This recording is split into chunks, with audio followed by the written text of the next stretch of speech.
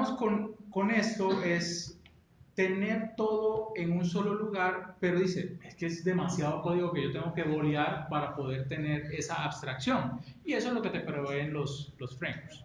O sea, poder tener la implementación del patrón DAO, ese desacoplamiento de toda la parte de data, de la lógica de negocio, pero sin tirar mucho código.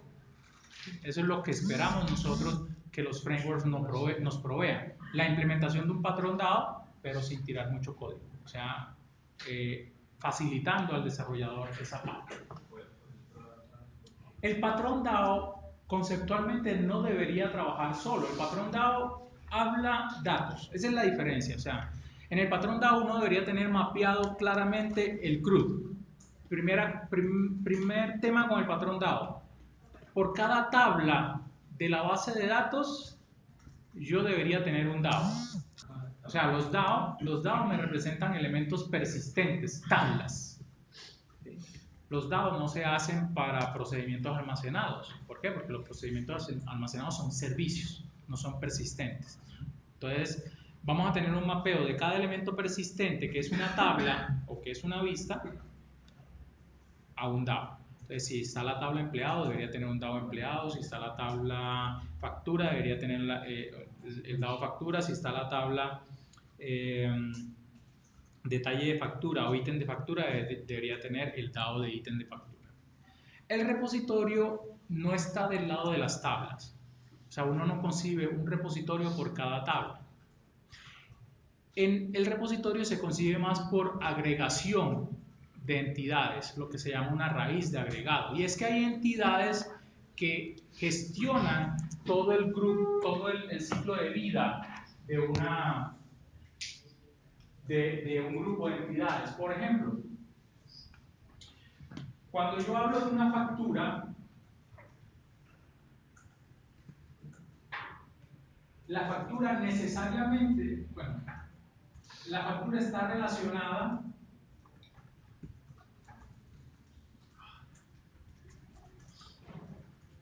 con un ítem de factura. El ítem de factura no existe solo, nunca. Eso, primero por esta relación de conveniencia, segundo porque conceptualmente yo no tengo por ahí, sí, es que yo tengo aquí, se compró 100 libras de queso a 20.000 pesos y eso a qué factura pertenece. No, eso está ahí tirado, 100 libras de queso. No existe, ¿cierto?, ese concepto solo. Esto siempre se tiene que ver como una unidad. Eso se le llama una raíz o un agregado. Un agregado. O sea, los agregados son ese conjunto de entidades que siempre deben ir como un todo, como una unidad. ¿Sí? Este es el ejemplo clásico.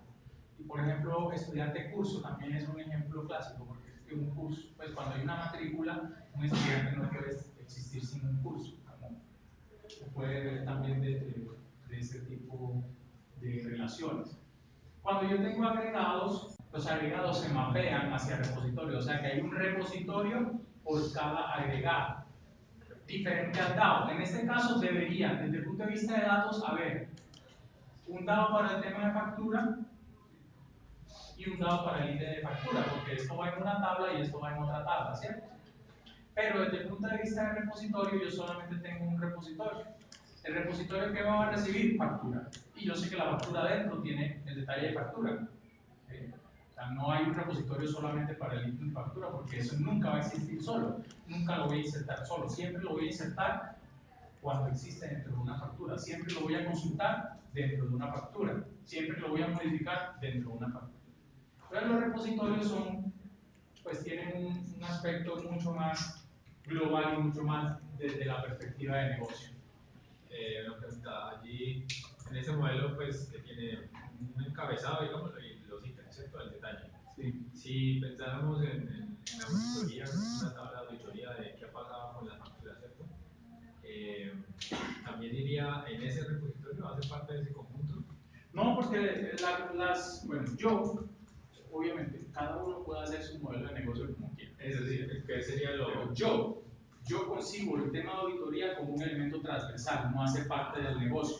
Entonces, por ende, nunca lo meto aquí. La auditoría es hay una clase de auditoría es por otra cosa, y si hay una tabla de auditoría es por otro lado. Pero entonces la auditoría se dispara y tiene su propia lógica pues para conservar esa data, pues quiero decir, Sí. no hace parte de crear una factura directamente, sino que es un servicio de crear facturas. Sí, se podría interpretar así. Sí, es que depende también de qué es lo que quieres lograr con la auditoría, desde dónde quieres auditar. Si tú, por ejemplo, Sí, quieres auditar sensaciones de los clientes, tú el tema de auditoría la tienes que hacer desde la interfaz de usuario y allí no está relacionado con una factura como tal, sino con la función del negocio. O sea, por ejemplo, yo quiero saber, no voy a hablar de la factura como tal, bueno, voy a hablar de la factura.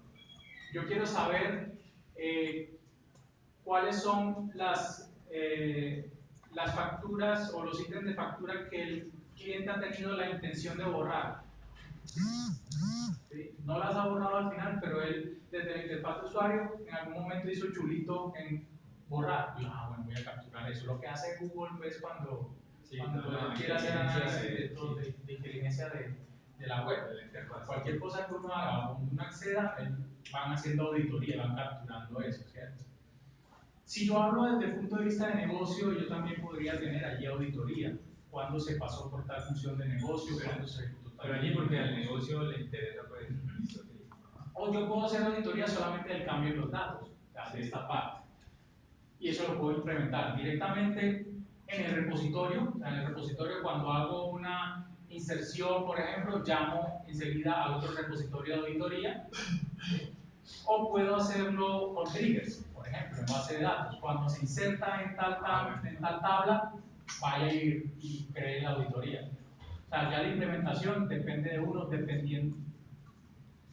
teniendo en cuenta cuál es la capa o qué es lo que quiero yo auditar. Pero nunca se concibe como algo desde la perspectiva de negocio, porque estás metiéndole elementos transversales a tu lógica de negocio que eventualmente no van no van a ser necesarias o que van a tener que cambiar. Uno lo que tiene que evitar es que, que los elementos de negocio se vean permeados por cosas que puedan variar.